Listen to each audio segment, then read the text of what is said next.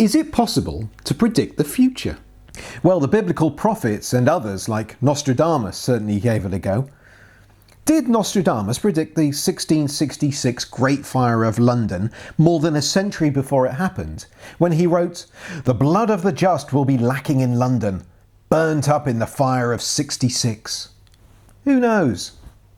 I have some old books here that predicted how future technology might turn out. It's quite interesting to see.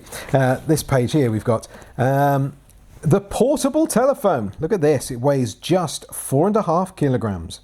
And up here you've got the portable computer terminal. Look at that, doesn't it look that beautiful and lightweight?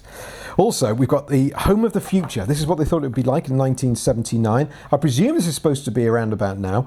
You've got everyone wearing silver, of course, and here it says that video-coupled telephones could provide contact with several parties simultaneously, enabling daily business to be conducted.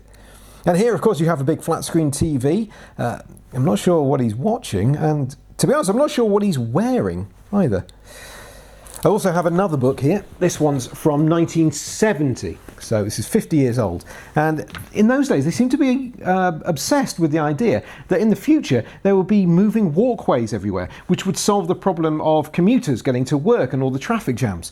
It says here, "In tomorrow's world, there is no doubt that this type of walkway will exist and be in daily mass use in every urban area." Well, we'll see. But also what's good in this book is that it has predictions for the future. I'm going to pick some out. 1975, New York's first moving sidewalk switched on. 1978, worldwide ban on professional boxing. Other ones, 1980, large screen, thin TVs on market. About 15 years too early there. 1985, animal languages decoded by man. 1987, Soviet manned landing on Mars. Over the page. 1998, world's first international city completed under South Polar ice. 2008, Bank of England withdraws cash and notes in favour of credit card economy. Well, that can't be too many years off.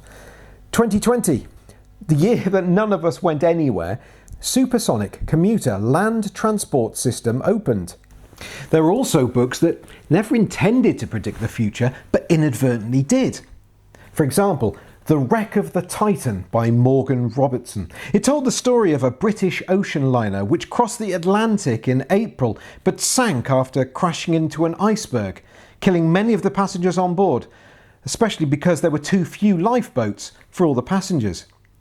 An event that occurred almost exactly the same way to the Titanic 14 years later. In 1838, Edgar Allan Poe wrote a story called The Narrative of Arthur Gordon Pym of Nantucket, which described how 3 survivors of a shipwreck killed and ate a 4th member. 46 years later, in real life, the same thing happened. Now that may not sound too extraordinary, but in both the book and in real life, the person who was killed and eaten had the same name, Richard Parker. A man in Chicago called Joseph DeLuise apparently made remarkable predictions, especially during the 1960s. That brings me back, though, to my initial question. Is it possible to predict the future? Well, there's an idea that the answer may unconsciously be yes. In 1956, a man called W.E. Cox did a study into fatal train crashes. He found that there was a statistically significant reduction in the numbers of passengers on the train just before it crashed.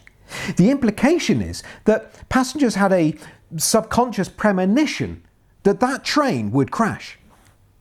And in 1988, an experiment was done to see if people could predict a dice roll before it even happened.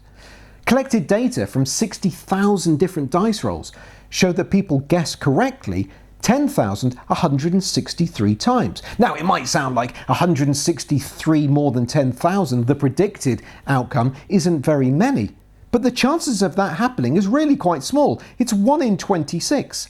Again, it's statistically significant, if correct. Why it worked? I don't know. But I don't think anything supernatural was going on.